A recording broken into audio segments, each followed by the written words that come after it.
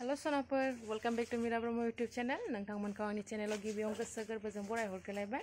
आसा खालामो नोंथांमोनहा बयबो मोजाङैनो दङ आं दिनै फिन खेबसेबाव नोंथांमोननिसिम मोनसे गोदान भिडिअ लाना फैलायबाय नै सोनाफोर भाङा सिङा दुनियानि जमा जानानै दङ नै आयौ बथल ना गैयै बथल भाङा सियार बायनाय थिं बायनाय बेफोरखौहाय जाबोर जोथोर दोननो बाथारबाय दैलां बोथोर ना जिबौफ्राबो जमा थानो गिनांगौ ओमफ्राय नैबे लहाया जाहैबाय गोदो ट्राक दंमोन नालाय बे ट्राकनिमोन आरो माथो खालामबावनो ओरैनो दोनै मारामसो जाजोब्बाय स' बेखौबो हरफानोसै नैबेहाबो ट्रेक्टरनिमोन नारखोग्रा ना मा होनो मिथिया ओमफ्रायहाय नै गथ'फ्रानि लेखा खाथा बहि जमा जानानै दङ बेखौ स्रां खालामजोबसै आरो हरसै दोननोनो बाबाय आं लेंख्रें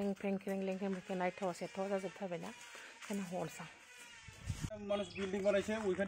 दानि जुगाव गारजानाय जेबो बुस्थु गैलाना सनाफोर जिखि बुस्थुआनो जाया मानो एसेबाबो बेसेन मोनो आरोना दा गारालासिनो वेस्ट खालामालासिनो दामायना दोनबानो थाइसे थाइनै संख्रि बानलुनि खरसा ओंखारहैयो आरोना मालाय गुबुन हारिनि मानसिफ्रा बेफोर भाङा सिङा फाननानैनो जि माहाजोन दंबावोसो आरोना ओमफ्राय नैबे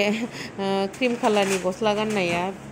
बर' बिराद एक्सपार्टबाव आरो बिराद बर' गोरोंथारबो पियर बर' रायलायबावोसो बटल कत कइरा बटल बियार बटलগুলা আর এই যে এই বোতলগুলি 1 টাকা কেজি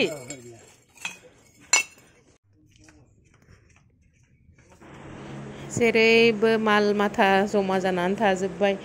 मनाफ्राव सोनानैहाय दोनदोंमोन आरो बथलफोरखौहाय बे अखा हाबाय थानायजोंनो गोदोलाय लांबायसो बेनिखायनो दिनैहाय एखेबारे स्रां खालामथारसै जा जायो जा मोनो हरजोबथारसै भाङा सिङा आवलानो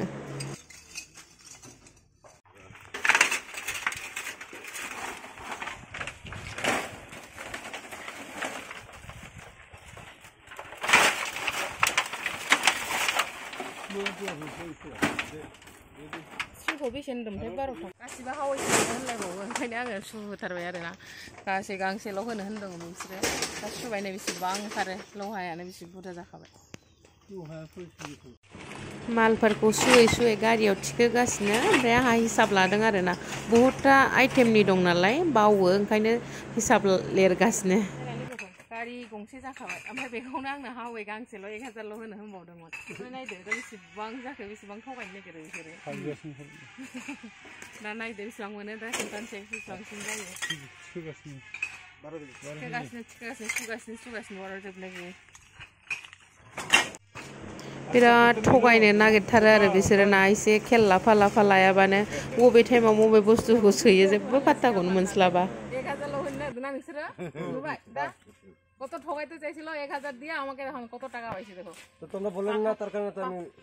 পাখা হইছে ওই যে টাকা দিয়া বিন্দাস ওই গাড়ি বেচলে আরো টাকা পাবেন হ্যাঁ গাড়ি বেচবো ওইটাতে আমি 500 টাকা দিয়ে তোমাকে গাড়ি বেচবো আর ওইটা দিয়ে হাজার টাকা কামাবো না না ওজন দিয়ে নিয়ে যাবো তোমার এই জায়গা থেকে ভাঙা সিঙা লাংগ্রায় আনি চ্যানেলকে সাবস্ক্রাইব খালামলাইবাवबायसो आरो थैंक यू भाई